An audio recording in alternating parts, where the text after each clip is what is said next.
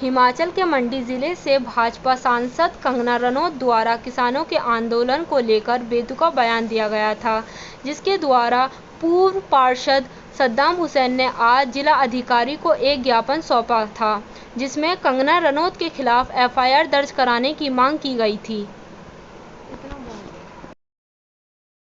ज्ञापन किस संबंध में किसान आंदोलन जो कंगना रनौत ने जो गलत बयानबाजी की है, कहा है कि किसान आंदोलन में बलात्कार हो रहे थे, हत्याएं हो रही थी, उसके लिए हमने ज्ञापन किया है डीएम साहब के माध्यम से। क्या चाहते हैं?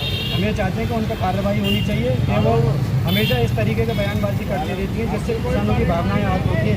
कभी कहती है कि किसान जो है यहाँ 100 रुपये में आते हैं, कभी कहते हैं कि खालिस्तानी है किसान, और अब इन्होंने इतना गलत बयानबाजी की है जिससे सारे किसान वर्गों के भावनाएं आहत हो चुकी हैं और उनमें गुस्सा है। जैसा कि आपको पता है, किसान एक अन्नदाता होता है, रात दिन मेहनत करके, सर्दी गर्मी बारिश में मेहनत करके सब लोगों का पेट भरता है। आज उसके ऊपर वैसे बलात्कारी और हत्यारा बना दिया, क्या ये सरासर गलत है। वो एक MP है, हिमाचल प्रदेश से मंडी जिले से MP है, और उनकी ये गरिमा पर डिपेंड नहीं करता है कि इस तरीके की बयानबाजी करें। इन्हें अपने क्षेत्र के विकास के बारे में सोचना चाहिए, वहाँ की समस्याओं के बारे में सोचना चाहिए, लेकिन ये किसानों के बारे में अभद्र भाषाओं का इस्तेमाल कर रही हैं। कभी किसानों को अभद्र भाषा इस्तेमाल करती, कभी किसानों को गालियाँ देती, कभी खालिस्तानी बोलती हैं, कभी कहती हैं किसान 100 रुपये में आते हैं यहाँ पर, कभी कहती हैं कि किसान आंदोलन में बलात्कार हो रहे थे, हत्याएँ हो रही थी। तो ये किसान अन्नदाताओं का अपमान है, जो हम सब लोगों को अन्न खिला रहे हैं, उनका अपमान ये बर्दाश्त नहीं किया जाएगा। कंगना रनौत जो कि भाजपा की सांसद है, उन्होंने कैमरे के पटल पर कहा कि हमारा देश 2014 के बाद स्वतंत्र।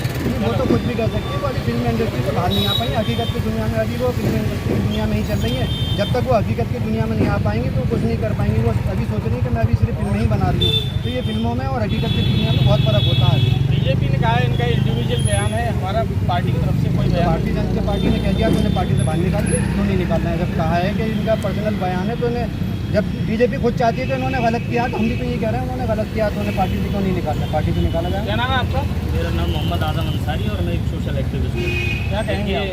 हमारा ये कहना है कि किसान जो होता है अन्नदाता होता है। किसान ही एक वो ऐसा हमारे देश का रियल हीरो है जो हमको अनाज प्रोवाइड कराता है। तो कंगना रनौत ने जो ये बात कही है, उनके मुँह से ये बात शोभा नहीं देती, क्योंकि एक सिटिंग MP हैं, मेंबर ऑफ पार्लियामेंट है, और जिस हिमाचल की मंडी सीट से लोकसभा क्षेत्र से वो चुन के आई हैं, क्या वहाँ के किसानों ने उनको वोट नहीं दिया होगा? क्या ये उनका अपमान नहीं है? क्या उस मंडी सीट के अंदर कोई भी एक ऐसा किसान नहीं है जो अनाज उगाता हो? क्या उनका अपमान नहीं है?